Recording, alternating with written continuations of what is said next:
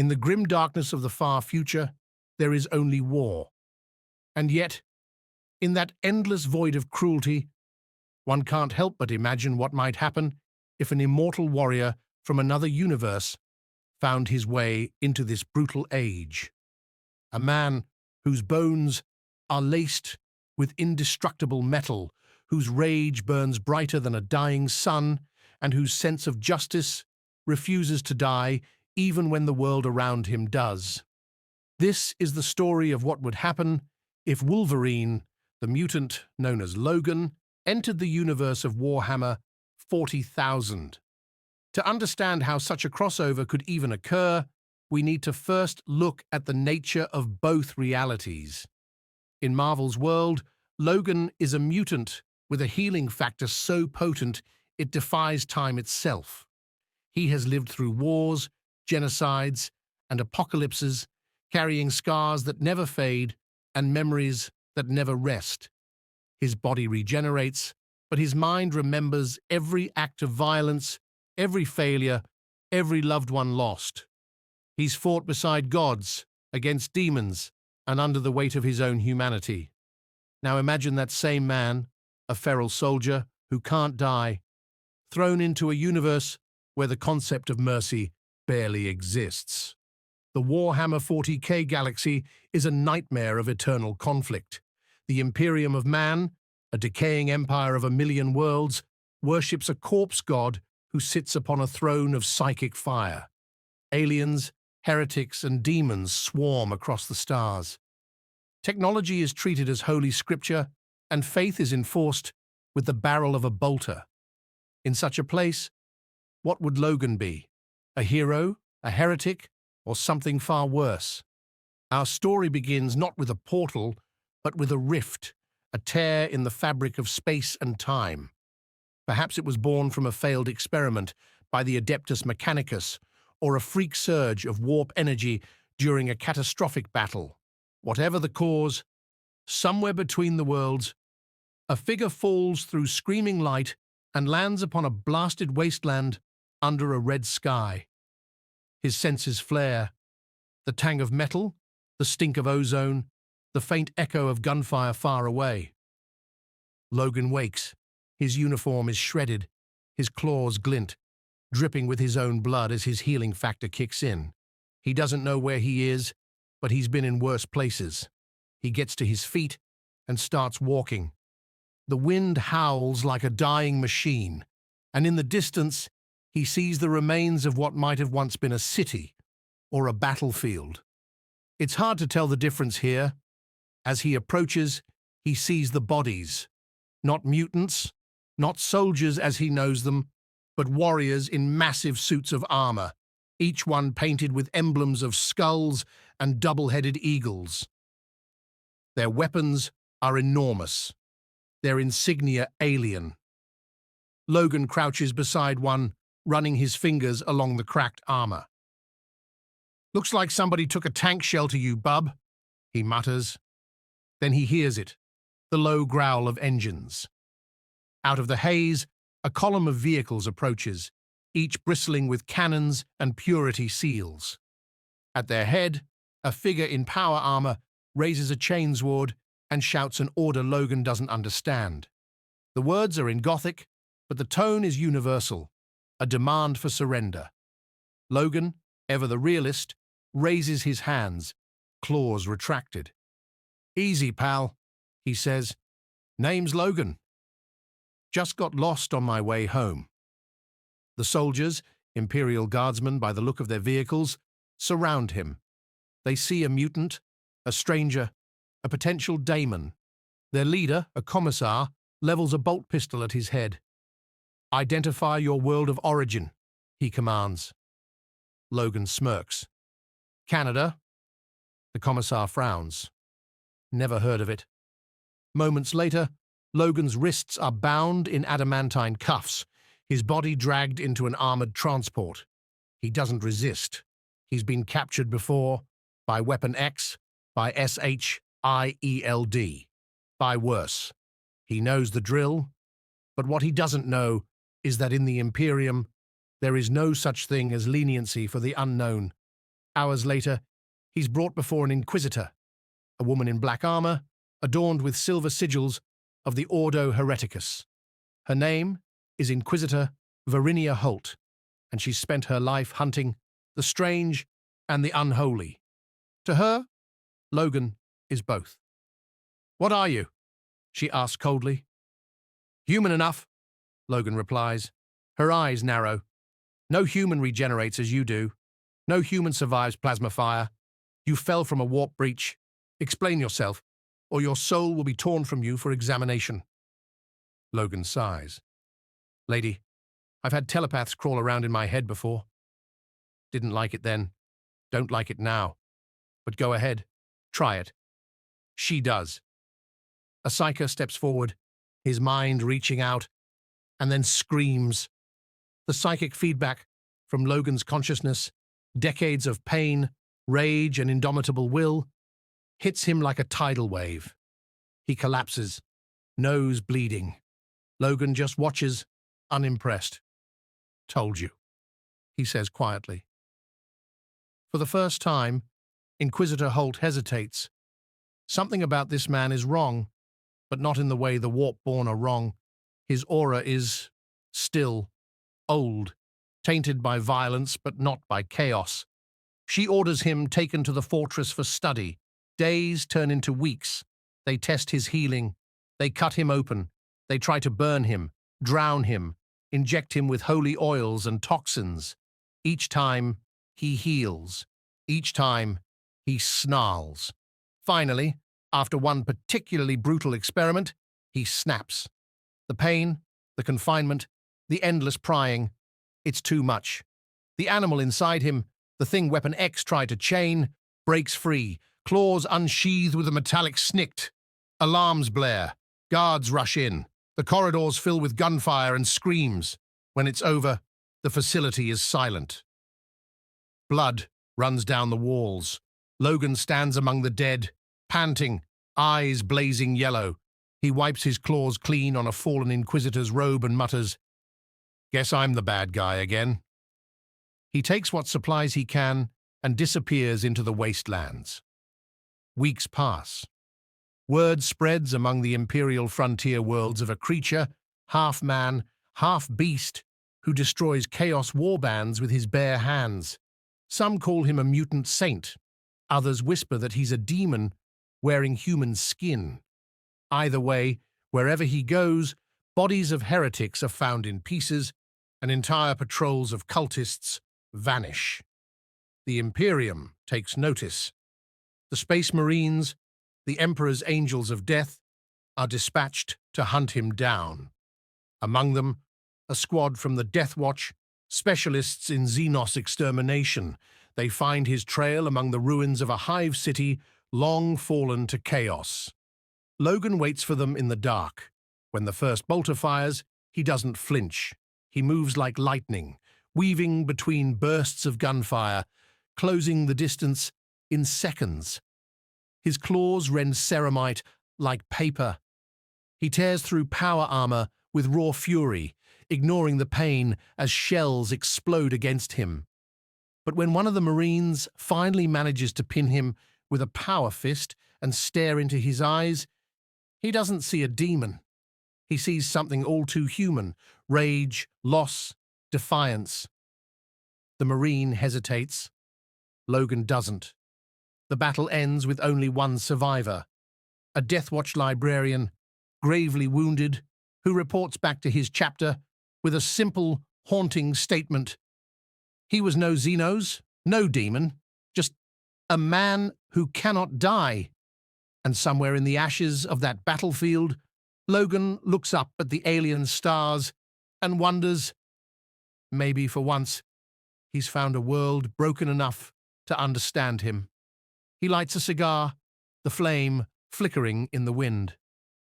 "All right," he growls. "Let's see what kind of monsters you got in this place."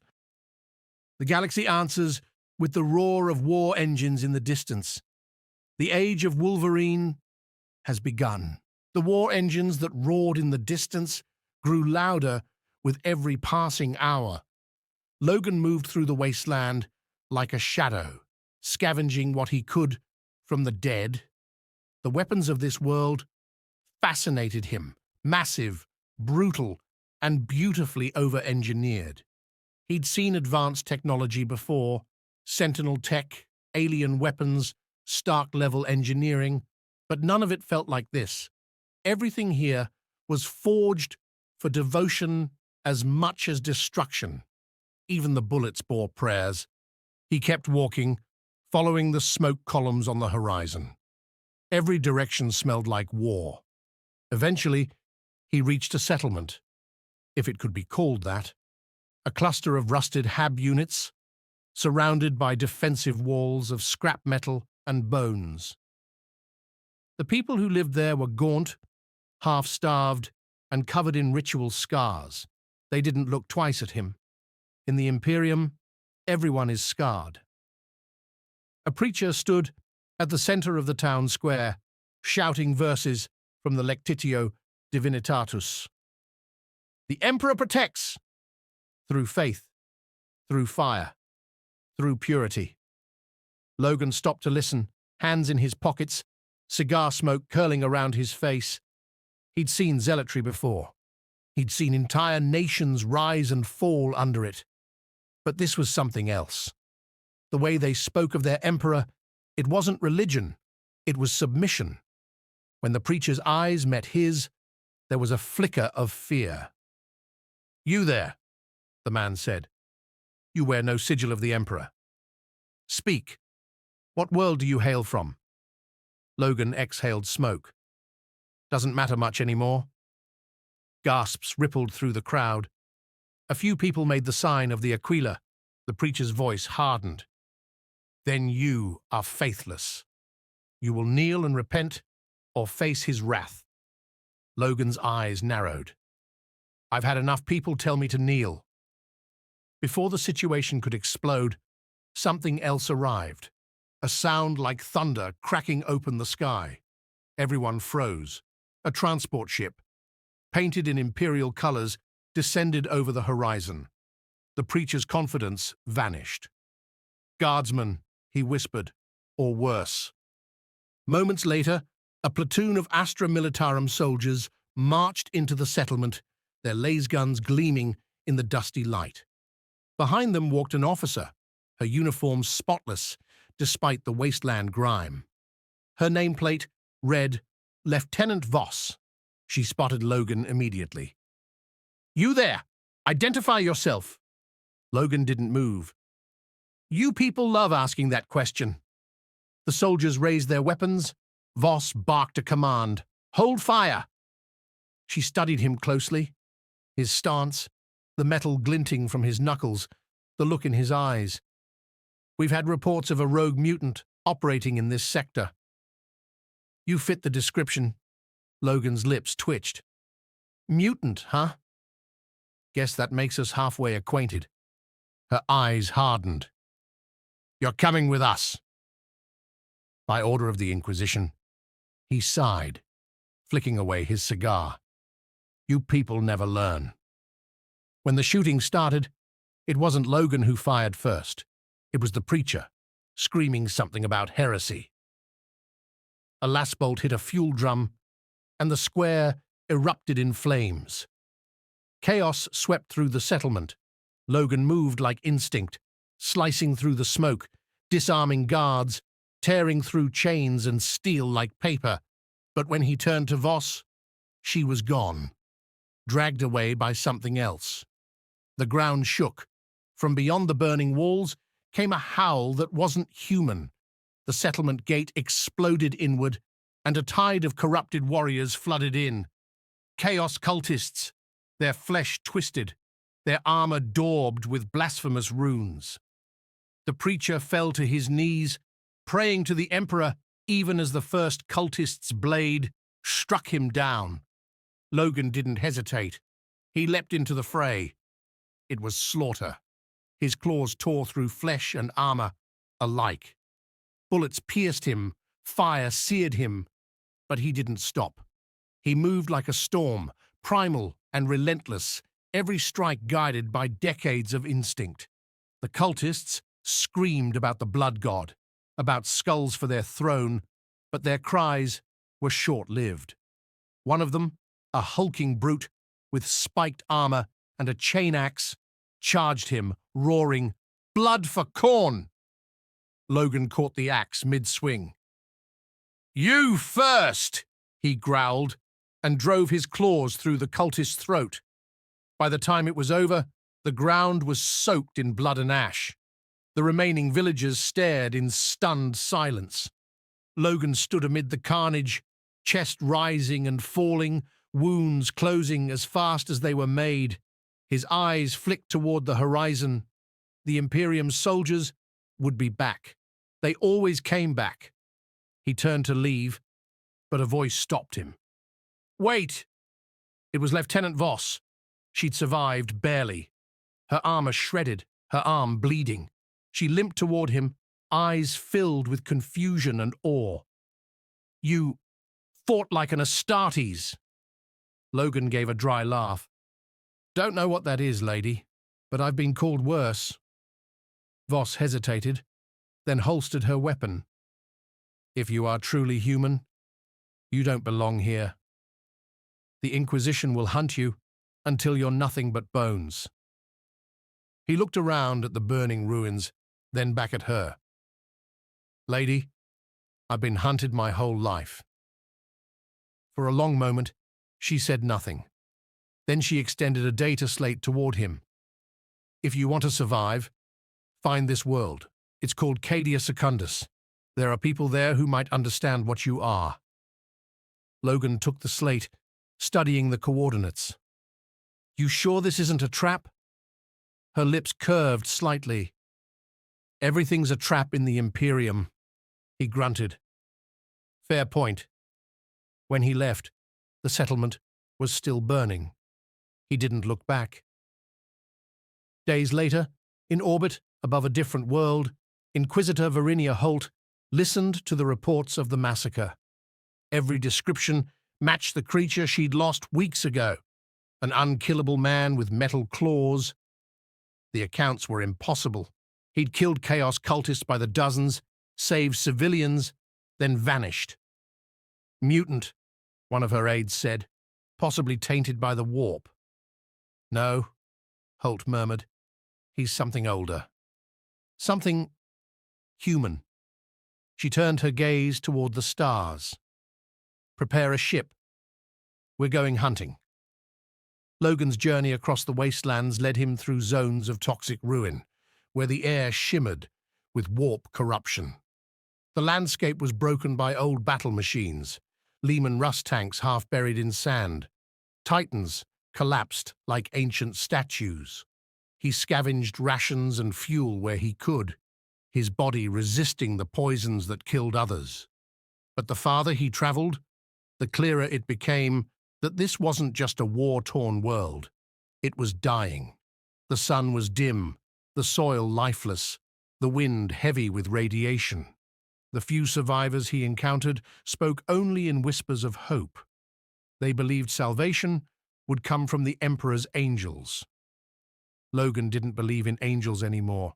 He'd met too many monsters dressed like them.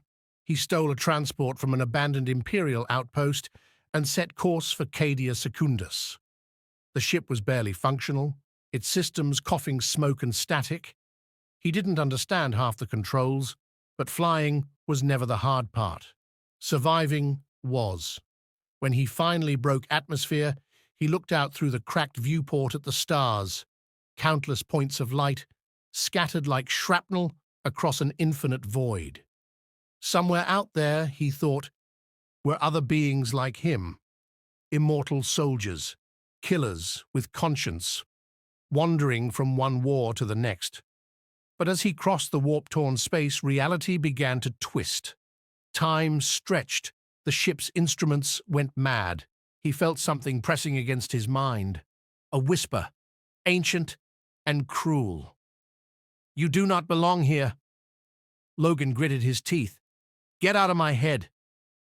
You are not one of his children, but you could be." "I could give you purpose again," he snarled. "I've already had my purpose twisted once, bub." "Not again." The voice laughed, low and echoing, fading into silence as the ship burst from the warp's edge and drifted toward a world wrapped in iron storms. Cadia Secundus. The next chapter of his nightmare had begun. The ship broke through Cadia Secundus's turbulent atmosphere like a wounded bird, alarms screaming as Logan wrestled the controls. The transport was coming apart, hull cracking, systems bleeding sparks. He braced for impact.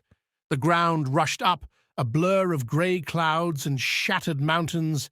Then everything went white. When the world stopped spinning, he found himself half buried in the wreckage. Smoke curled from the torn fuselage. His ribs were shattered, his skin seared, but his body was already knitting itself back together. He pushed aside the debris, coughed out a lungful of ash, and looked up. The sky was a perpetual storm, green lightning tearing through clouds of warp-touched mist. The land below was a wasteland of ruined fortifications, broken armor, and the skeletal remains of men and machines. The planet had once been a fortress world, but now it was little more than a graveyard. Logan climbed free, stretching his shoulders until they cracked. "Could have been worse," he muttered, lighting a cigar from a sparking wire. He'd barely taken 2 steps before he heard the low growl of engines. Not far away, a column of armored vehicles crawled across the plains. On their flanks flew banners bearing the 8-pointed star of chaos. The heretics had claimed Cadia Secundus. He swore under his breath. "Guess I picked the wrong neighborhood." He could have turned and disappeared into the wasteland, but that wasn't his way. These were the same kind of monsters he'd been fighting all his life, people who lived off fear and pain. And if there was one thing Logan couldn't walk away from, it was bullies.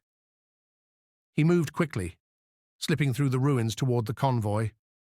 There were dozens of cultists, some human, others warped beyond recognition. He waited until night fell, then struck. The first guard never saw him coming. One swipe of his claws, and the man's throat opened like paper.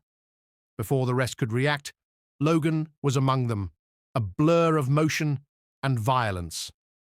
Bolts screamed past him, explosions tore through the dark, but he didn't stop. Every cut, every shot, every wound healed as fast as it was made. When it was over, the ground was a mess of blood and broken metal.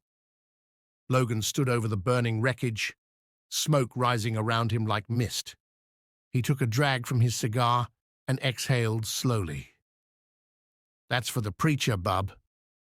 Then he heard it, a voice, faint but human. "Wait, please." He turned. Amid the wreckage, a young soldier crawled free from beneath a corpse. She wore the torn uniform of the Astra Militarum, her insignia barely visible. Her face was bloodied, but her eyes were sharp. "Don't move," Logan said, raising a hand. "You one of them?"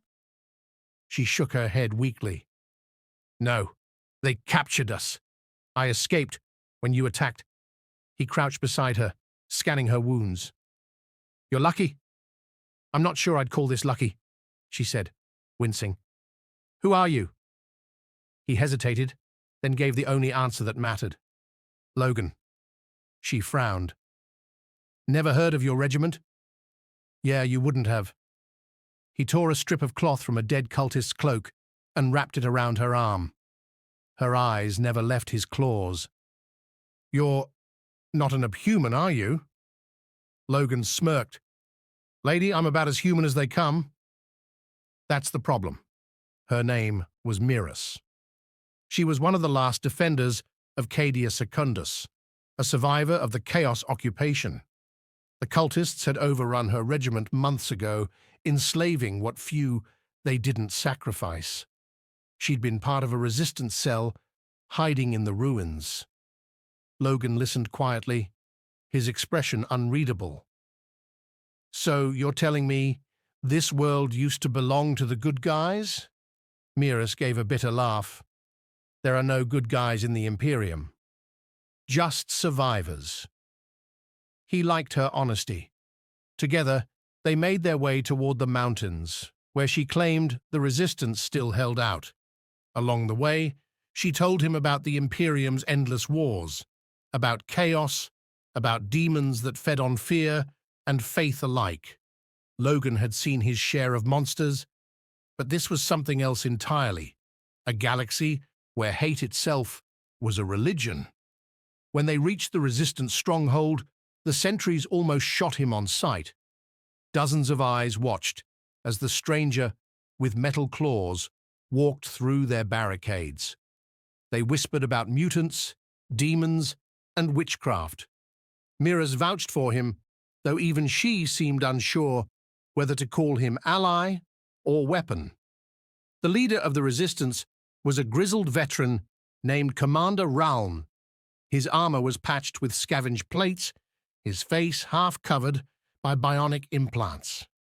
He studied Logan for a long moment before speaking. "You're not one of ours.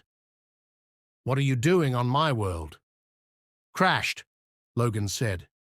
"Didn't mean to make it a habit." Ralm grunted. "If you're here, you fight. You don't get to sit this war out." Logan shrugged. "Wasn't planning to."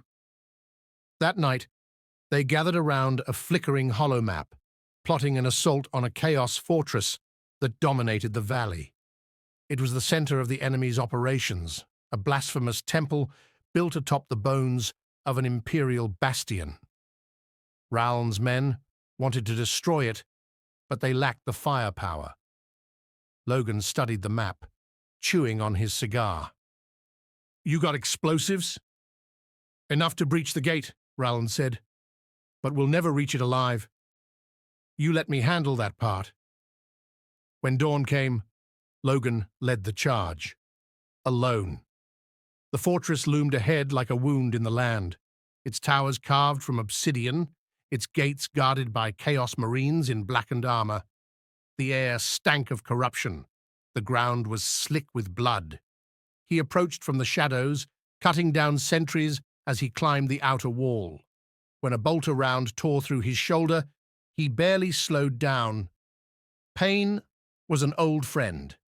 Then, with a snarl, he dropped into the courtyard and went to work. What followed was not a battle. It was a massacre.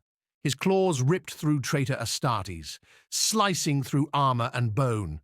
Their weapons shredded his flesh, but he didn't stop, didn't even falter. Every time they thought he'd fallen, he rose again, eyes burning with something they couldn't understand. To them, he was a demon of vengeance, a living embodiment of death. By the time the resistance arrived, the fortress was burning. Logan stood amid the carnage, drenched in blood that wasn't his. Ralm could only stare. "Throne," he whispered. "What are you?" Logan wiped his claws on a fallen banner. "A mistake that keeps fighting." In the days that followed, Logan became a legend among the survivors. They called him the Iron Wolf, a spirit of vengeance sent by the Emperor himself. He tried to correct them, but it was useless. In a world this broken, people needed myths more than truth. He trained with the resistance, helped them fortify their defenses, taught them close combat techniques their manuals had long forgotten. They watched him heal from wounds that should have killed a man 10 times over. Miras once asked if it hurt to live like that. "Every damn day," he said. But even as he fought beside them, Logan couldn't ignore the unease growing inside him. The whispers, the nightmares. Sometimes, when he closed his eyes, he heard that same voice from the warp, mocking, patient. "You fight like one of his angels, but you are no servant of the Emperor." You could be more, he ignored it. He'd heard voices before, his own demons, Weapon X, countless others. But this one felt different, older, hungrier. Then one night, As lightning tore through the sky, Miras burst into his quarters. "They've found us!" she gasped. Outside, the world burned again. Chaos had returned, and this time they weren't sending cultists. They were sending gods. And as Logan stepped into the storm, claws sliding free, he finally began to understand the truth of this universe. There's always another war. The storm that broke over the valley was more than weather. It was war made flesh. Warp lightning tore through the clouds, staining the sky crimson. The air pulsed with an unnatural rhythm, as if reality itself were breathing. From the mountains came the sound of drums, deep and monstrous. And through the smoke marched the enemy. The Chaos host moved like a tide. Armored giants, twisted by corruption, led the charge. Traitor Astartes bearing the eight-pointed star, their armor black and red with blasphemous symbols. Behind them came the cultists, chanting, screaming, offering their own blood as sacrifice. The resistance lines trembled under the weight of it. Logan stood at the forefront, his silhouette illuminated by the flashes of lightning. His claws slid from his hands with a familiar metallic whisper. Snicked. He looked over his shoulder at the men and women behind him. They were terrified, exhausted, broken. He'd seen that look before, in trenches, in bunkers, in the eyes of soldiers who'd already accepted death. He grunted, "Stay low, shoot straight, and if something tries to bite your head off, stab it before it finishes the job." Miras smirked despite the fear. "That's your plan?" "Always worked for me." When the first bolter shells hit, the world exploded. The barricades vanished in fire. Men screamed. The resistance returned fire, laser guns flaring like dying stars. Logan charged into the chaos. He moved through the battlefield like a force of nature. Bolts tore through his chest. He barely noticed. Chains wards ripped into him. He tore them free and buried them in their owners. The Chaos Marines were monsters, each one the size of 3 men. But they'd never faced anything quite like him. His speed, his savagery, it was primal. Every time he fell, he rose again, flesh knitting, bones reforming, the smell of blood thick in the air.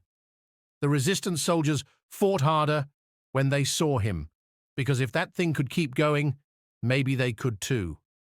A Chaos champion broke through the line, a giant in Baroque armor, horns curling from his helm. His weapon crackled with dark energy, a demon blade that screamed as it swung. He pointed it at Logan. "You reek of the warp, beast! Whose servant are you?" Logan spat blood.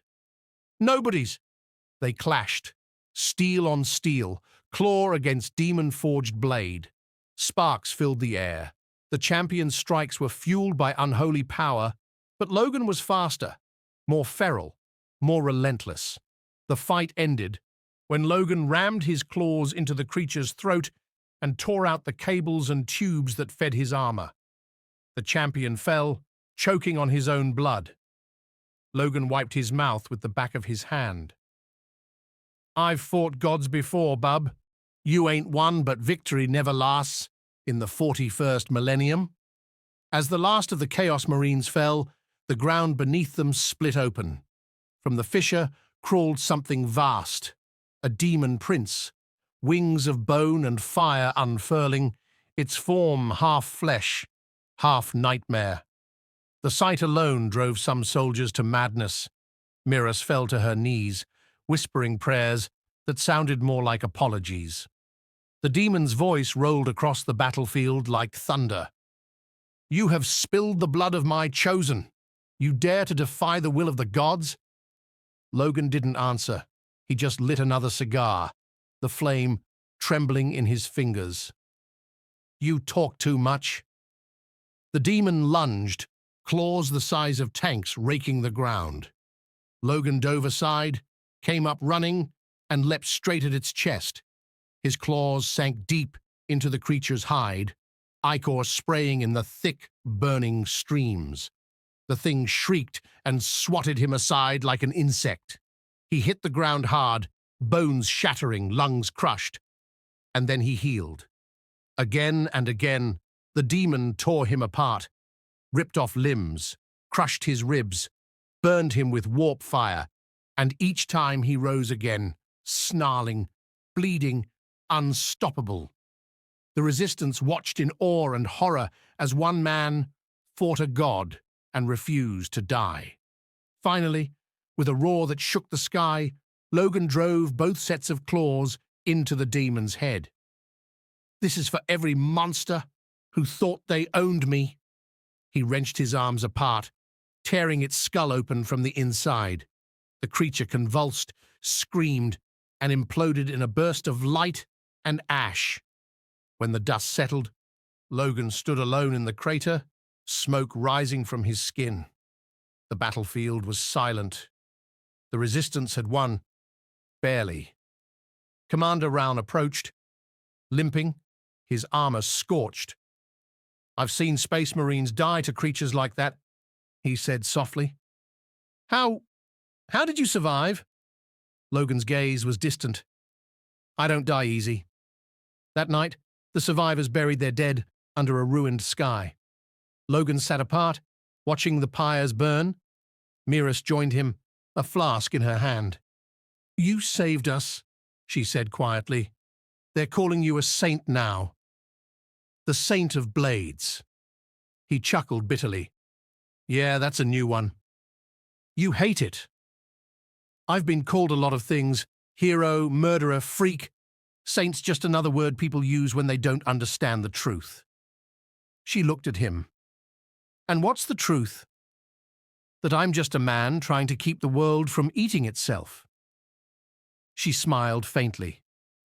"In the Imperium, that's all anyone does." For a moment, there was peace, a fragile kind he hadn't felt in a long time. But it didn't last. Nothing did. Far above Cadia Secundus, an Imperial battleship, translated out of the warp. On its bridge stood Inquisitor Varinia Holt, her armor gleaming in the dim light. She stared at the reports streaming across her console. Images of the battle, the dead demon prince, the unkillable mutant who'd led a resistance victory that shouldn't have been possible. "Prepare the drop pods," she said coldly. "We're going down." Her aide hesitated. "Ma'am, the survivors are calling him a saint." Holt's expression didn't change. "So did the heretics of Calith Prime, before we burned them." The next morning, Imperial gunships streaked across the sky. The resistance cheered, thinking salvation had come. Logan wasn't so sure. The soldiers who stepped out of those ships weren't regular troops. They were inquisitorial storm units, clad in black, their armor adorned with the sigil of the Ordo Hereticus. Miras frowned. "That's not the Guard." "No," Logan said, jaw tightening. "That's the cleanup crew." The Inquisitor herself arrived moments later, descending like judgment. Holt's eyes met his, calm and cold. "You survived," she said. "Yeah, sorry to disappoint.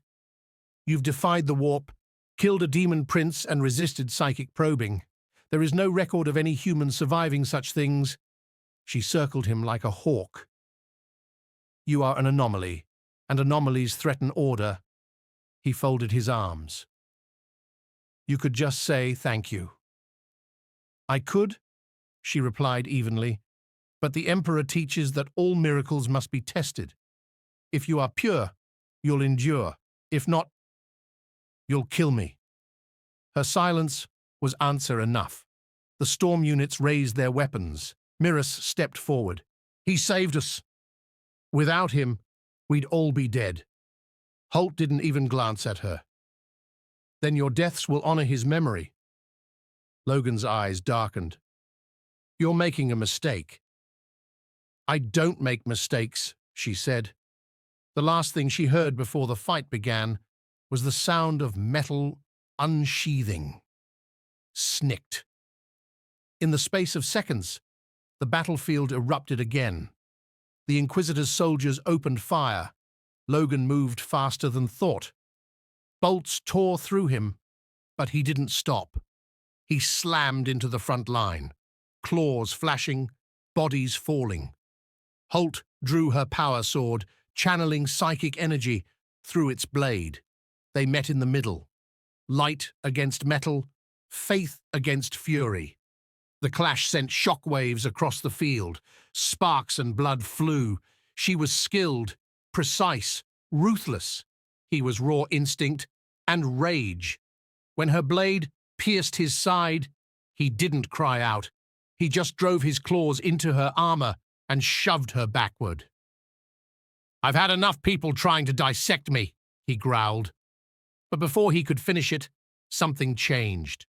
Her eyes glowed gold, and a force slammed into him like a hammer. He hit the ground hard, pinned by invisible pressure. Holt's voice echoed, distant, almost reverent. "By his light, what are you?" Logan's voice was low, almost a growl. "A survivor." And as he tore free from the psychic grip, both of them realized this was no longer a hunt. It was the beginning of something far greater. Somewhere deep within the warp, something ancient took notice. Logan, Wolverine, had spent his life surviving impossible odds. But in the grim darkness of the far future, survival was no longer instinct. It was defiance. Every breath was a rebellion against a universe that wanted him dead. After escaping the Orc fortress, he wandered through the ruins of an Imperial outpost, guided only by his sharpened senses and the occasional flicker of memory that didn't belong here. The air reeked of ozone and decay. The sky was thick with ash.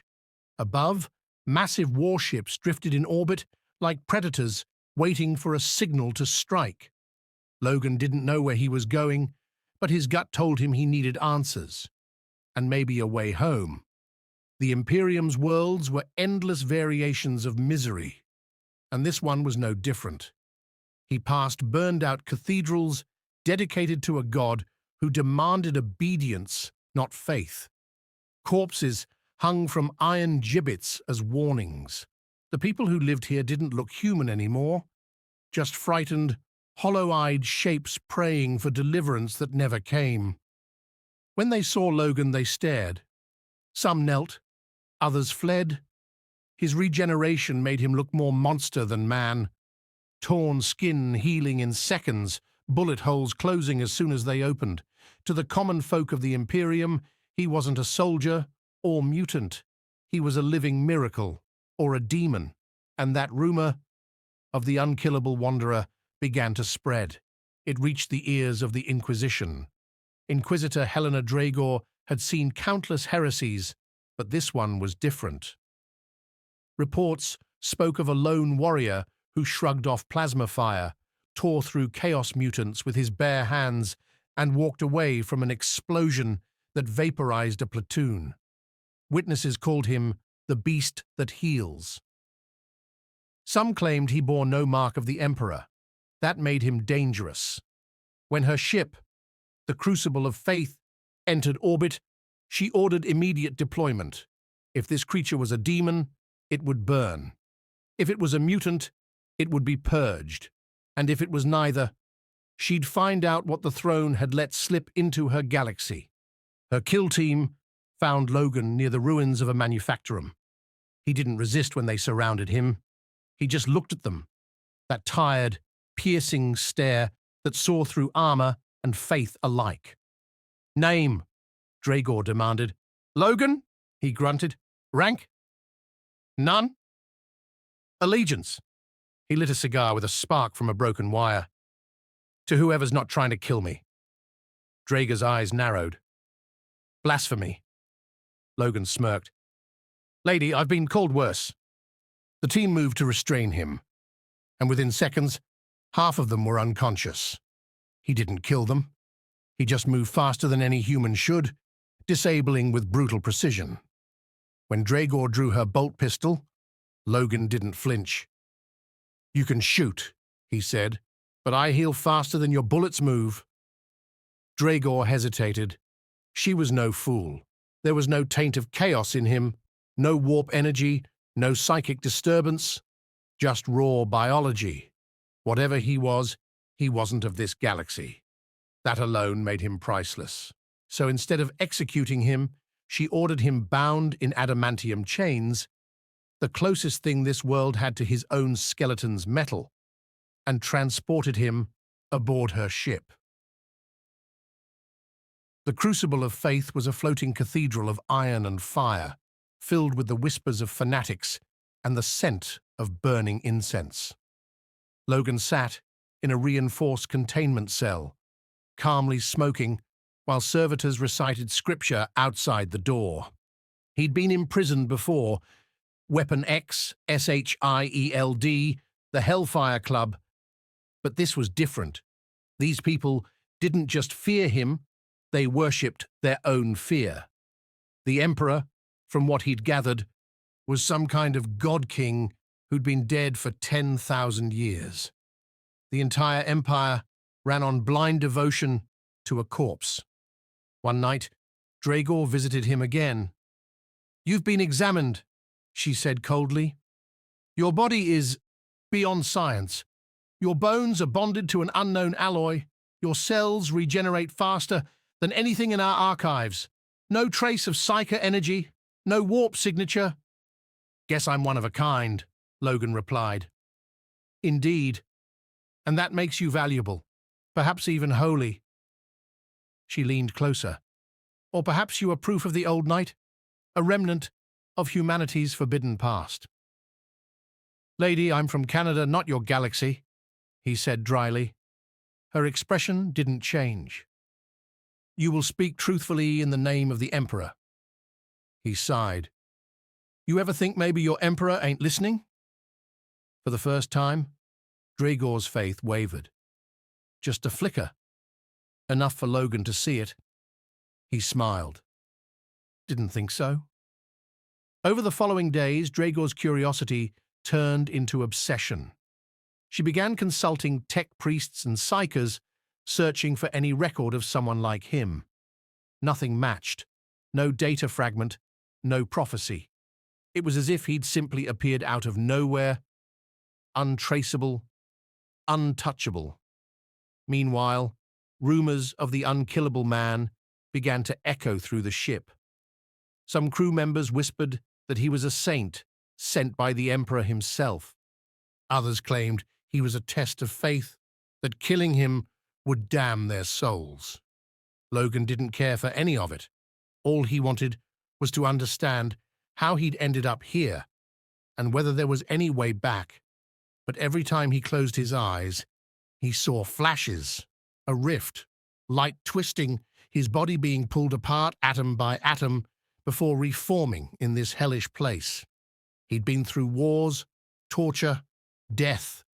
But this endless war between gods and monsters was something else entirely. The turning point came during a chaos incursion. The Crucible of Faith intercepted a distress signal from a nearby forge world under attack by the servants of Nurgle. Dragor saw it as divine providence, a chance to test Logan's usefulness. She released him from his cell, handed him a chainsword, and said, "Prove your worth." He took one look at the weapon, shrugged, and popped his claws. "Already got one." When they descended into the battle, even the most hardened inquisitorial stormtroopers froze at the sight of him tearing through demon spawn. Bullets and bile struck his flesh, only to heal instantly. He moved like a beast unleashed, roaring through fire and smoke, his claws slicing through armor and plague mutants alike. The soldiers around him fought harder, emboldened by his defiance. Even Dragor felt it, that spark of something old, primal, unstoppable. When the last demon fell, the world was quiet except for the sound of his claws retracting. He turned to her, covered in blood and ash. You wanted proof? She nodded slowly. You've given me faith. But faith, in the Imperium, was a dangerous thing, because soon others began to hear of the immortal warrior who bled but never died, a being who fought without the Emperor's blessing, yet triumphed all the same. To the ecclesiarchy, that wasn't faith, it was heresy. And to the Inquisition, heresy demanded fire. Logan had once been hunted for what he was. Now he would be hunted again, not by scientists, but by zealots. And this time, the stakes were cosmic. He didn't know it yet, but his very existence would challenge the foundations of the Imperium's belief. Because in a galaxy that worshipped death, Wolverine was proof that life, no matter how broken, could not be killed.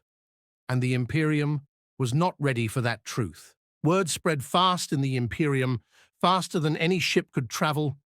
Whispers of the immortal beast reached the ears of priests, psychers, and soldiers alike. On hive worlds, workers scrawled his likeness onto rusted walls, a man with claws of light and eyes like a dying sun. Some said he was a saint of endurance, sent to show that the Emperor's will still burned in mortal flesh. Others called him the false angel, a demon wearing human skin. Wolverine didn't care for either story. He never asked for worship. He wasn't a savior, and he sure as hell wasn't divine. He was just trying to survive. And maybe if luck still meant anything in this place, find his way back home. But for the Imperium, neutrality was heresy. After the Battle of the Forge World, Inquisitor Draeger's superiors demanded an explanation. A creature like Logan, untainted by the warp yet immune to harm, was an anomaly the ecclesiarchy could not ignore. Within weeks, Draegor received a summons to Holy Terror. Her specimen would be examined by the Ordo biologists and judged by the Conclave. She knew what that meant. They'd tear him apart to understand him. So she made a choice, one that would brand her a traitor. The crucible of faith entered the warp under false pretenses, supposedly en route to Terra. In truth, Draegor redirected their jump coordinates toward the edge of Imperial space, a frontier world named Carthion 9. It was a barren, icy planet, home to only a few outposts and mining colonies. Perfect for hiding. Logan noticed immediately. "You're running," he said. "I'm preserving knowledge," Draegor replied. "If they get their hands on you, they'll destroy what they can't control. You've seen what happens to miracles that don't fit their scripture?" Logan smirked. "Yeah, I've met my share of fanatics." She studied him. "You don't believe in gods, do you?" "Not the kind that need worship." Draeger's lips tightened. "Then maybe that's what makes you dangerous." Weeks passed on Carthion 9. The cold bit through even Logan's mutant endurance, but he adapted.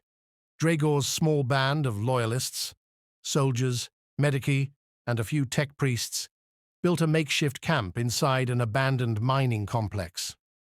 Logan helped where he could, though most of the work involved him punching open frozen doors or scaring off local predators. For the first time in what felt like decades, he almost felt peaceful, not content, but calm. Draegor spent her nights studying data from her scans of him. His healing factor baffled her. His cellular structure regenerated endlessly, recycling energy without decay. No warp resonance, no genetic tampering, just biology, perfected by time and trauma. "Your body should be impossible," she said one night, watching him sharpen his claws with a piece of scrap metal. He shrugged. "That's what they told me the first time they saw it too." "Who?" "The people who made me what I am." She frowned. "You were created?" "Modified," he corrected. "Government experiment back home. They turned me into a weapon, spent years trying to control me." He paused. "Guess some things never change." Dragor stared into the flames. In the Imperium, control is survival. Faith is the chain that binds humanity together. Without it, everything falls apart. Logan looked at her, his expression softer than usual. You really believe that? She hesitated. I used to. But peace never lasts in the 41st millennium. An Imperial probe eventually detected Dragor's ship signature near Carthion 9. By the time she realized it, it was too late. An entire battle group was inbound, led by another Inquisitor, Lord Baruch Malthus, an uncompromising zealot of the Ordo Hereticus. Malthus's reputation was legend. He burned entire cities to root out corruption, executed planetary governors for hesitation, and once ordered a Titan destroyed for failing to kneel before the ecclesiarchy's priests. When he heard that Dragor had hidden a mutant who could not die, he saw only one conclusion. She was protecting a demon. The fleet descended upon Carthion, 9 like a storm. Dozens of Valkyries screamed through the skies, disgorging troops and servitors armed with flamers and melter guns. Dragor's loyalists barely had time to react. The frozen plains erupted in gunfire and ash. Logan met the assault head-on, charging into the chaos with a feral roar. Bolter shells shredded his flesh. He didn't slow. Chainswords clashed against adamantium claws. Soldiers watched in awe and terror as he tore through power armor like paper. But even he couldn't fight forever. For every squad he cut down, 2 more took their place. Dragor's camp burned. She sent a desperate Vox transmission to Malthus. This being is not chaos-born. He is human, something beyond your understanding. Malthus's voice came back cold. All that is beyond understanding must be purged. Logan broke through the lines to reach her. We gotta move now. There's nowhere to go, she said, blood streaking her armor. The fleet's already in orbit. He looked up, seeing the fire trails descending from the sky. Orbital bombardment. They were going to glass the entire region. He grabbed her arm. Then we dig in. They took shelter in the mine tunnels as the world above erupted in fire. Explosions shook the ice, collapsing shafts and sealing exits. The air filled with dust and the metallic scent of blood. When the shaking stopped, only silence remained. Logan coughed through the smoke. You alive? I think so, Dragor muttered, struggling to her feet. Her armor was cracked, but she was breathing. He looked around the flickering dark. Guess we're trapped together now? She managed a faint smile. How poetic. He snorted. You really need to read better poetry. Days passed underground. Supplies ran low. Dragor's faith, once unbreakable, began to crumble. I spent my life believing the Emperor protects, she whispered one night, that every action, every sacrifice was part of his plan. But now, I wonder if the only thing we've ever worshipped is our own fear. Logan said nothing for a while. Then, you want to know something funny? Back home, we got gods too. They just don't listen much either. She smiled weakly. And yet you still fight. He met her gaze. Because if I stop, I ain't me anymore. That answer, raw, simple, defiant, shook her more than any sermon ever had. Eventually they found a way out through the lower shafts, emerging miles from the ruins. Above them, Imperial ships still patrolled the skies, searching for survivors. Dragor knew she was branded excommunicate traitoris now, a heretic of the highest order. Where will you go? She asked. Wherever I'm needed least, Logan said with a grin. Maybe find a quiet spot to drink? She almost laughed. In the Imperium, there are no quiet spots. Then I'll make one. They parted ways under a crimson dawn. She to wander the stars in exile, and he to vanish into the shadows of the galaxy. But word of the immortal warrior could not be silenced. Across dozens of worlds, soldiers began carving the sign of 3 claws into their armor. They said it was for courage, for fighting when the Emperor's light felt far away. To some, Wolverine had become a myth, to others, a symbol. To the Inquisition, he was now a threat that could shake the foundations of faith itself, and somewhere deep in the void, the forces of chaos took notice. Because in the warp, the idea of an unkillable man burned like a beacon, one that even the dark gods could not ignore. In the endless dark between the stars, the warp stirred. Thoughts and emotions, faith, fear, rage, all became fuel for the entities that ruled its storms. And now there was something new, something alien, a mind that healed, a soul that wouldn't break, a will that refused to kneel.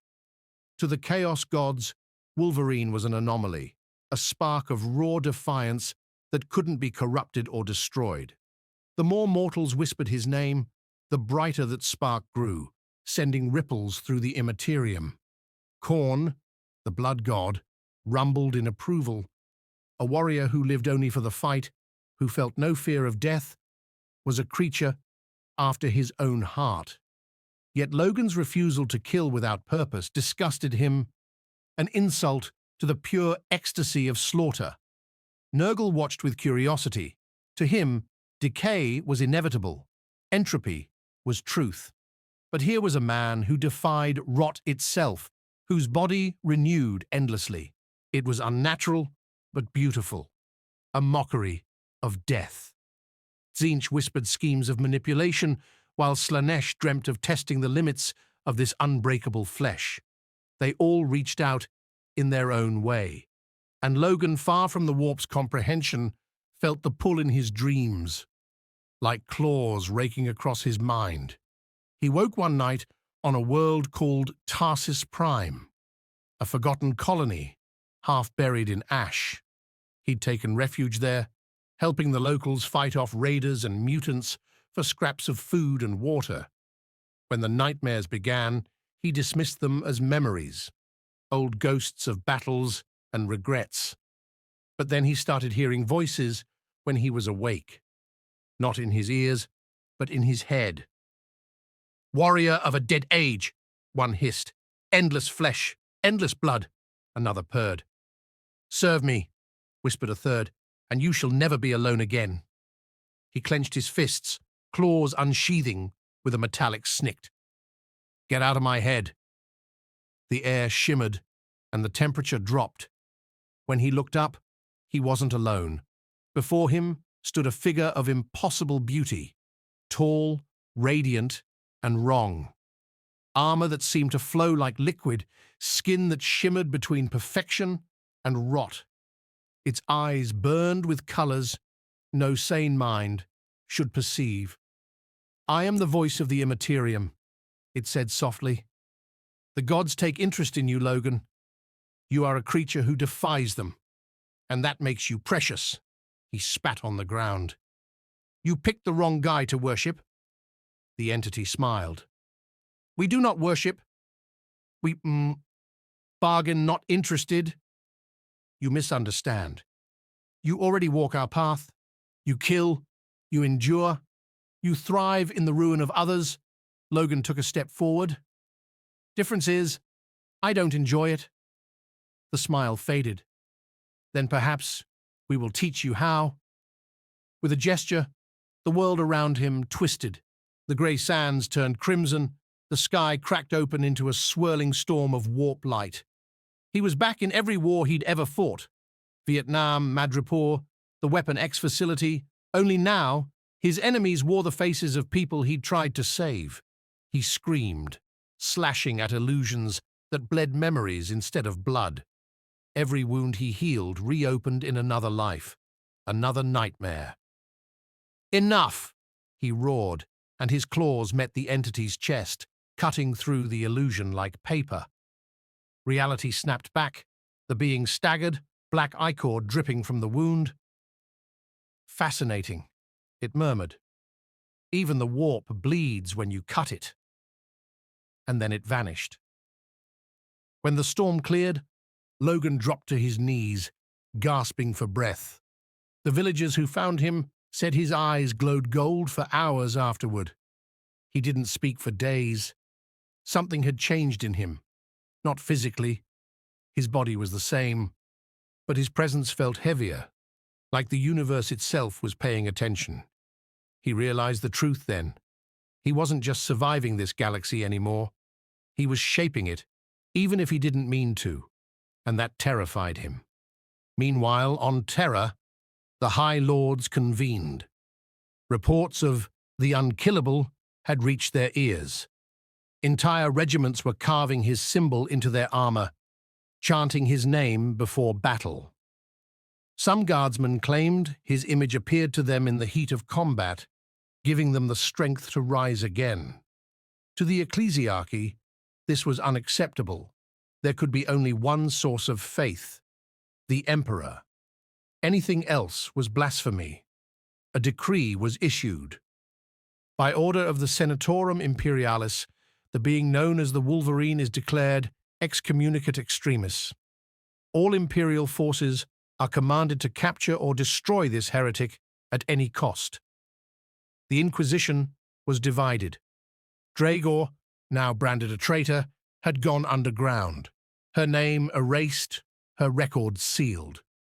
But others began to wonder if the Imperium was repeating its oldest mistake, destroying what it couldn't understand. Among them was an old man named Gregor Eisenhorn. Eisenhorn had seen enough of the galaxy's hypocrisy to know the difference between a demon and a man.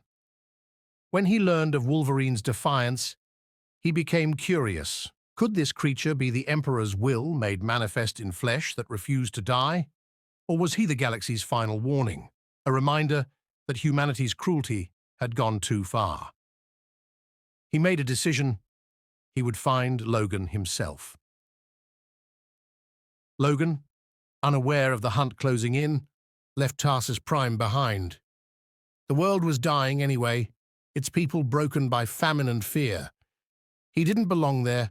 He didn't belong anywhere.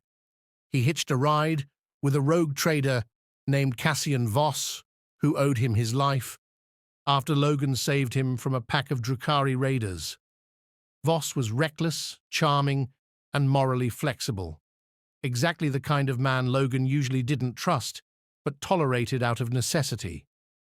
"You know," Voss said one evening as their ship drifted through the void, "you're the talk of half the Imperium. There are preachers calling you a saint, and bounty hunters calling you a payday." Logan smirked. "Story of my life. You ever think of using that fame?" He gave him a look.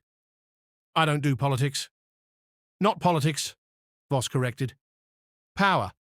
You could start something. A movement. People need hope. And you don't die. That's the kind of story that changes empires."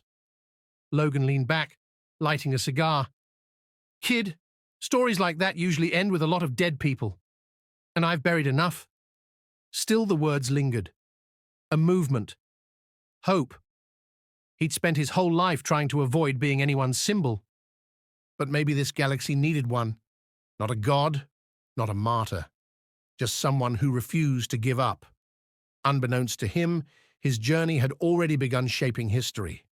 On a distant world, Imperial soldiers fighting against chaos held their ground long past exhaustion. When asked why, one of them answered simply, "Because he wouldn't quit." So neither will we, and in the shadows of the warp, the Chaos Gods whispered again, not in mockery this time, but in anticipation, because even they understood what was coming, an idea stronger than death, a man who could not die, in a galaxy that had forgotten how to live. And the next time Wolverine crossed paths with the Imperium's forces, the war for his very soul would begin. The Inquisitor's ship, Vigilant Oath, cut through the void like a spear of black glass, its hull etched with wards and sigils meant to ward off the warp's corruption. Deep within its sanctum, Wolverine sat restrained, not by chains, but by a containment field that shimmered faintly blue. He wasn't there by force anymore. He could have broken free if he wanted. But something in him told him to wait, to listen, to learn. Inquisitor Lyra's gaze was steady as she studied the mutant across the table. You've survived demonic exposure without psychic shielding. You've regenerated from plasma incineration. And your blood, it neutralizes warp residue. You are an anomaly even by the Emperor's standards. Wolverine lit the stub of a cigar between his fingers, ignoring the purity seals decorating the walls. Lady, I've been called a lot of things. Anomaly ain't the worst of 'em. Her lips twitched, a flicker of dark amusement. If what you claim is true, your arrival here wasn't random. The warp does not create without purpose. He exhaled smoke through his nose. You talk like that emperor of yours is behind everything. Maybe he is, but where I'm from, I've learned not to bow to anyone who thinks they own the word purpose. Lyra studied him, then turned to the data slate. You've been seen performing impossible feats. On Belisarius Prime, you fought an entire brood of Tyranids with nothing but your claws. You didn't die. You didn't fall to corruption. Even the Grey Knights, men sanctified against chaos, have limits. Wolverine shrugged. I heal. That's my thing. But it's not just that. She leaned forward. The warp reacts to you. It recoils. You resist it, not through faith or psychic will, but through nature, biology. He smirked. Guess the warp don't like what I'm made of. Her eyes glinted. Or perhaps you are something the Emperor himself foresaw. He stood, pacing within the field. You think you're God, planned for some mutant from another universe to drop into your cosmic mess? Sounds like a stretch, darling. Everything is a stretch, she replied softly. Until it isn't. Outside the chamber, the vigilant oath entered the orbit of Cadia's ruins, a world shattered by the forces of chaos, yet still clinging to its last breath of defiance. The Inquisition had brought Wolverine there to test him further. If he could survive Cadia, they reasoned he might just survive anything. As they descended through the ash-choked atmosphere, Wolverine felt something gnawing at his mind. Whispers, not words, but raw emotion. Rage, hunger. The warp pressed close, testing him, searching for a crack. He clenched his fists. The world below was a graveyard of blackened steel and broken titans. Once proud fortresses lay in molten ruin. Even the air seemed haunted. Welcome to Cadia, said Lyra. The world that stood against the eye of terror. What remains is memory. Wolverine crouched, scooping up a handful of grey dust. Feels like death's got roots here. They walked through what used to be a bastion. Every step echoed against bones and debris. Then in the distance came the guttural howl of something alive. The ground shuddered. Contacts, murmured one of Lyra's retinue, a stormtrooper armed with a hell gun. Multiple life forms. Pattern unknown. Out of the haze emerged shapes, warped humanoids with twisted limbs and screaming faces, chaos spawn, mutants born of the warp's corruption. Stay behind me, Wolverine growled. He charged before anyone could object. His claws gleamed like molten silver under the dying light. The creatures lunged, shrieking, but he met them head-on. Flesh split, blood flew, and metal hissed as he tore through the abominations. A talon caught his face, gouging deep, but his wounds sealed faster than they formed. A creature tried to melt into his shadow, its warp essence reaching for his soul, only to recoil, screeching, as if burned by his mere existence. When the last spawn fell, the air went still. Lyra stepped forward, awe flickering in her eyes. "By the throne!" Wolverine wiped the blood off his knuckles. "Told ya." I've fought worse, but something inside him felt wrong. The whispers in his skull had grown louder, not weaker. They were calling his name now, Logan, not as mockery, but as invitation. That night, as he sat beside the dying embers of a makeshift fire, Lyra approached. "The warp fears you, but it also watches you," she said quietly. "You are a fracture in its logic, a being that cannot be consumed." He glanced up. "And that scares you, doesn't it?" "It terrifies me." Silence stretched between them. Only the wind howled through the ruins. Wolverine took a drag from his cigar. "Back where I come from, I spent a long time trying to figure out what I was. Weapon? Man? Monster? Maybe this place ain't that different. Maybe you folks just gave your monsters bigger guns and fancier names." Lyra looked into the fire. "Maybe. But even monsters can serve the Emperor's will." He gave a low chuckle. "Yeah, maybe monsters make better soldiers." Before she could reply, the ground trembled again. This time, it wasn't the spawn. The horizon glowed red, and massive silhouettes began to move. Chaos war machines crawling across the plains like iron beasts. "Warbands," said one of the stormtroopers. "Heretic Astartes." "Word-bearers." Lyra's jaw tightened. "We're leaving." Now, but Wolverine didn't move, his eyes fixed on the approaching shapes, 8-foot warriors in crimson armor, their armor adorned with demonic scripture. One of them carried a flayed banner depicting a burning skull. "Those the bastards responsible for all this?" he asked. "Partly," she replied. "They preach the gospel of the dark gods." He cracked his neck, claws extending with a metallic snick. "Then let's preach back." The inquisitorial soldiers opened fire, hellguns spitting streams of red energy. The word-bearers advanced unfazed, chanting dark litanies that made the air ripple with psychic force.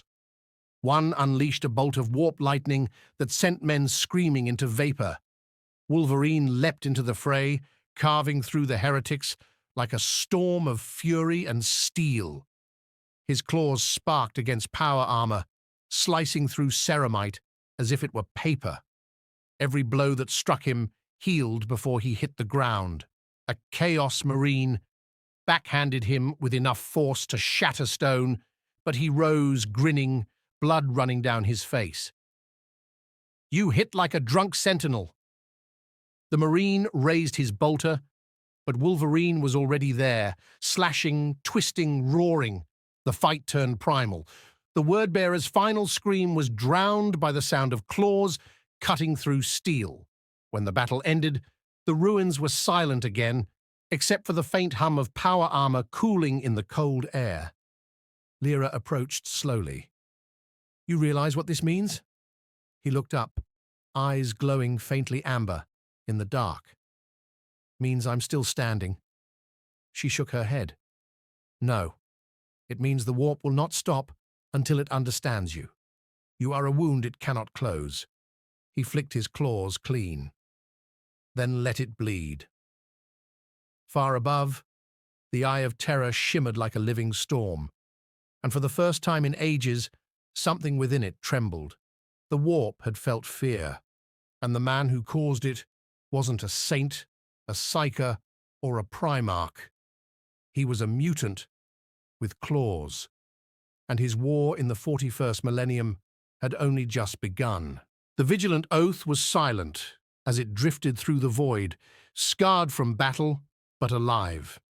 The Inquisition's sigils flickered weakly along its hull, like dying candles against the blackness.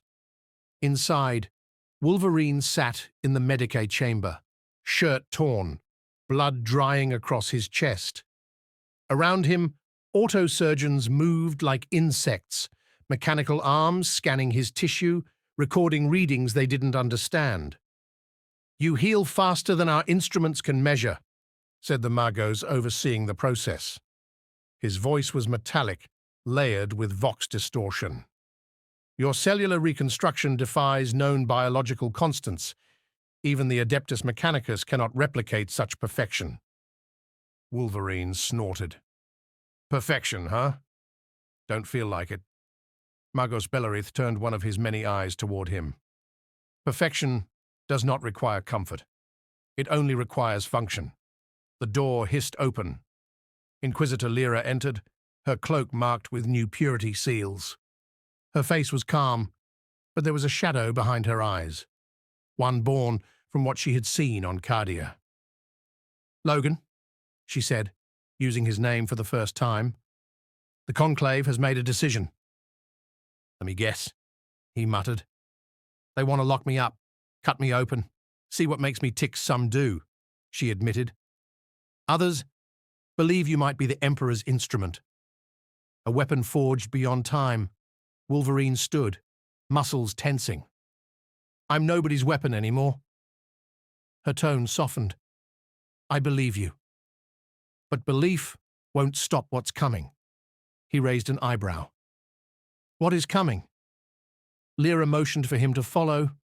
They walked through the ship's cold corridors, lined with iron reliefs of saints and skulls. As they entered the Strategium, a holographic map flickered to life, displaying a crimson storm expanding across several sectors. "The warp is shifting," she said. "Every psyker from here to Terra is screaming. Something or someone is moving inside the eye.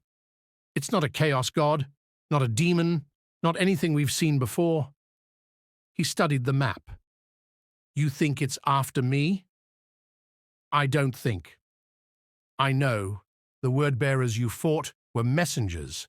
Their high chaplain declared a prophecy before he died. The unkillable beast will open the cage of flesh, and the old gods will feed." Wolverine exhaled slowly. "You got real poetic lunatics in this galaxy." "Prophecies in the 41st millennium," Lyra said grimly, "have a bad habit of being true." He turned from the display, pacing. "So what's your plan? You going to use me as bait?" Her silence was answer enough. "Figures." He looked out through the viewing port, where the stars burned cold and merciless. "You people always find a way to turn survival into a damn mission." "Logan," she said quietly, "you've seen what chaos does. You've fought its spawn. If this entity is truly drawn to you, then perhaps your presence can contain it. You might be the only one who can." He gave a rough laugh. "Contain? Lady, I barely contain myself."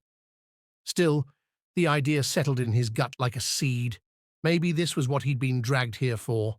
Not a punishment, not a mistake, but a fight he couldn't walk away from. Days later, the Vigilant Oath entered orbit above a dead world near the Cadian Gate, a planet consumed by warp storms, but not yet lost. The air was poison, the ground cracked glass. They called it Valdor, once a shrine world, now a wound in reality.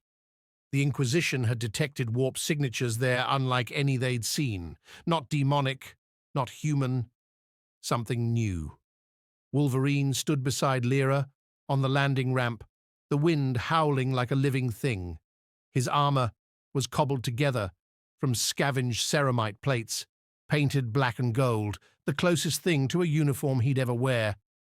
"Remind me," he said, "why we're walking into a place where the laws of physics took a vacation." "Because that's where the trail ends," she replied. They descended into the ruin. The once holy city below was a skeleton, its cathedrals warped into jagged spires, statues weeping molten tears, and at the heart of it all was a crater glowing faintly red, pulsing like a heartbeat. Wolverine crouched near the edge, claws half extended. "Smells wrong." Lyra adjusted her auspex. "Warp residue is inverted. It's folding inward instead of spreading." Then, from the crater's center, came a voice, not through air, but through thought. "Logan." He froze. The voice was deep, ancient, familiar. For a moment, it sounded like Charles Xavier, then Magneto, then something else entirely. "What the hell?" The ground split open. From the chasm rose a shape, humanoid but vast and shifting. Its skin shimmered like liquid steel. Its eyes were pits of darkness. It was neither demon nor god. It was something that had taken interest. Lyra's retinue opened fire, but the creature's body absorbed the shots like smoke. "Hold your fire!" she shouted. The entity looked directly at Wolverine. "You do not belong to this galaxy, and yet you bleed its corruption." He extended his claws. "You talk too much?" The being tilted its head. "The flesh remembers eternity. Even the smallest shard of divinity can change the fate of stars." Then it attacked. The warp itself twisted, space folding like paper. Wolverine was hurled backward through walls of reality, landing in a storm of fire and light. His body screamed with agony as psychic energy tore at his atoms. But still he stood. His healing factor burned like a sun, sealing wounds faster than the warp could make them. He lunged, claws striking the creature's chest. Sparks of impossible light erupted, like cutting through time itself. The entity staggered, its form shattering into 1,000 fragments that screamed as they fell. But it didn't die. It reformed, larger, angrier, its voice now a storm. "You cannot kill what is infinite." Wolverine gritted his teeth. "Ain't about killing." He leapt again, embedding his claws deep into its chest, pulling himself closer until his face was inches from its shifting core. "It's about not stopping." He drove his claws upward, ripping through the heart of the being. Reality screamed, and the crater exploded with blinding light. When the dust cleared, the sky had turned still. The warp storm above was gone. Wolverine stood alone in the crater, smoke rising from his skin. Lyra and her soldiers approached cautiously. "By the Emperor," one of them whispered. "He did it." Lyra's eyes met his. "You destroyed it." He shook his head. "Nah, just pissed it off enough to crawl back where it came from." "But the warp surge has collapsed," she said. "You've done more than any psyker or saint could have done." He gave a weary smirk. "Maybe your Emperor's got a weird sense of humor." Then faintly, the ground rumbled again. Not from beneath, but from above. Through the clouds descended a ship unlike any they'd seen. Black and gold, marked with the sigil of a wolf's head. Ancient, Terran, but not of Imperial design. The Vox crackled. "Unidentified vessel," came a gravelly voice. "This is Great Wolf Ragnar Blackmane of the Space Wolves. You're trespassing in a sacred sector. Identify yourselves." Lyra stiffened. "The Space Wolves." Wolverine squinted at the descending gunship. "Space what now?" Her lips parted. "They're warriors of Fenris, sons of Leman Russ, the Emperor's wolves." A slow grin spread across his face. "Now that's a name I can get behind." As the ship landed and armored giants emerged, one of them stepped forward, towering, silver-eyed, with fangs bared in curiosity. His gaze fell on Wolverine, and something like recognition flashed between them. Two predators, two wolves from different worlds. The wind howled, carrying the scent of battle and destiny alike, and for the first time since he'd arrived in the grim darkness of the 41st Millennium, Wolverine felt something he hadn't in years: belonging. The two figures stood face to face on the blasted surface of Valdor, the space wolf and the stranger with adamantium claws. Around them, The ash still glowed faintly from the battle that had ended the warp incursion. The space wolves formed a loose circle, their massive armor adorned with pelts and runes, eyes sharp and suspicious. The largest among them, Ragnar Blackmane, lowered his bolter, studying Wolverine with a mixture of respect and caution. "You fight like one of us," he said, voice deep and resonant through his helm's vox grill. "But you bear no mark of the All-Father. No gene seed, no oath." Wolverine tilted his head, claws retracting with a soft snick. "Guess I don't need an oath to know how to tear a monster apart." The space wolves muttered among themselves, some growling low. Lyra stepped forward, her inquisitorial rosette glinting faintly in the dull light. "Great Wolf, this man, this being arrived through the warp. He is not of our galaxy, but he may be the key to understanding what happened here." He closed a rift that not even grey nights could breach. Ragnar's gaze didn't waver. Or he opened something worse. The two locked eyes. Wolverine didn't flinch.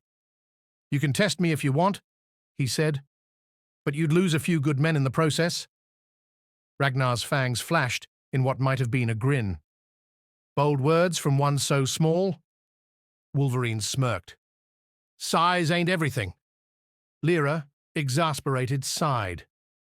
"Gentlemen, if you're done measuring claws, we have bigger concerns." She pointed to the horizon, where faint distortions still shimmered in the air, ripples of the warp refusing to fully close. "Whatever that entity was, it's not gone. It's hiding, regrouping, and it's drawn to him." Ragnar turned to her. "Then he comes with us. If the beast is a threat to the Imperium, the wolves of Fenris will be the ones to face it." Wolverine raised an eyebrow. "You're inviting me to join your pack?" The space wolf stepped closer until their faces were inches apart. "Not an invitation." A test hours later, aboard the Fang's Shadow, the space wolves' strike cruiser, Wolverine walked the cold metal halls, boots echoing against steel. The air reeked of oil, blood, and incense, a scent that reminded him oddly of home. The wolves watched him from a distance, eyes wary but curious.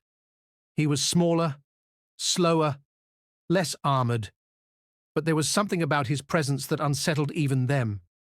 In the training hold, Ragnar approached him with a combat blade the size of a broadsword. "We fight," he said simply. Wolverine cracked his neck. "Didn't even buy me dinner first." The circle formed. The wolves chanted softly in their harsh Fenrisian tongue. Ragnar lunged, the blade flashing in a blur of silver. Wolverine sidestepped, claws snapping free. Steel met adamantium, sparks raining across the deck.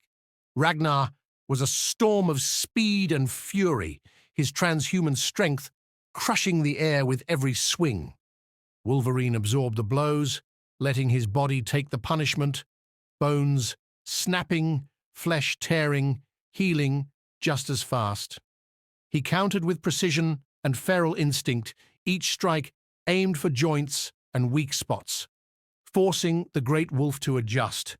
Finally, Ragnar's blade locked with Wolverine's claws. They stood, face to face, straining, neither yielding. Then Ragnar stepped back, lowering his weapon. "Enough." The wolves cheered softly, not in mockery, but approval. Ragnar nodded. "You've got the bite." Wolverine wiped blood from his mouth. "Told you." "Then hear me, Logan of another world," Ragnar said solemnly. "You walk among warriors who call the Emperor father. But I think the All-Father, your god, our god, whoever he may be, sent you here for a reason. You have the heart of a wolf, the soul of a man, and the curse of immortality. You don't belong to this galaxy, but maybe this galaxy needs you." Lyra stepped forward, arms crossed. "So what now? You keep him as one of your pack?" Ragnar nodded. if he'll have us. Wolverine looked around at the towering warriors, their armor carved with the bones of beasts they'd slain. You folks howl at moons and drink too much? Ragnar grinned. Always. Then hell, he said, lighting a cigar. Count me in. The wolves laughed, pounding their armor in approval. Weeks passed. Wolverine trained with them, hunted with them, bled beside them. His raw savagery melded perfectly with their martial honor. They called him the Iron Fang, a name whispered with both respect and awe. He didn't have a bolter or a chainsword. He didn't need one. When chaos came again, as it always did, Wolverine led the charge. Against the demonic hordes on Hellcar Reach, he tore through possessed marines and warp beasts, his healing factor making him a nightmare even daemons feared. The wolves fought beside him, their chants rising over the roar of battle. For Russ and the All-Father, they howled. Wolverine's growl joined theirs. For my pack. It wasn't faith that drove him. It wasn't duty. It was instinct, the primal need to protect, to fight, to survive. And in that brutal, endless war, he found something he'd been missing his entire life. Purpose without orders. Brotherhood without guilt. One night, aboard the strike cruiser, after a victorious campaign, Ragnar found him alone, staring at the stars. You've done well, Iron Fang, he said. The wolves speak your name with pride. Wolverine didn't turn. Funny. I spent years running from that. People praising the killer inside me. Ragnar placed a heavy gauntlet on his shoulder. A wolf kills to protect the pack. That's not sin. It's instinct. Wolverine exhaled smoke, eyes reflecting the void beyond the viewport. You ever think this war'll end? Ragnar's gaze followed his. In this galaxy? Never. But maybe that's the point. The fight keeps us human, even when we're more than men.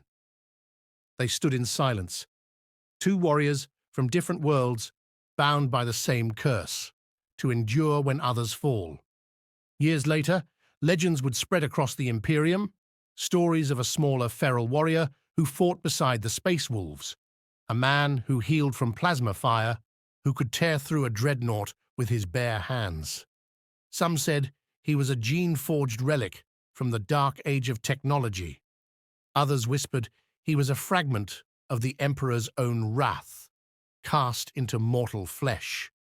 In the halls of Fenris, young initiates carved his likeness beside Leman Russ himself, half man, half beast, eyes burning with endless defiance.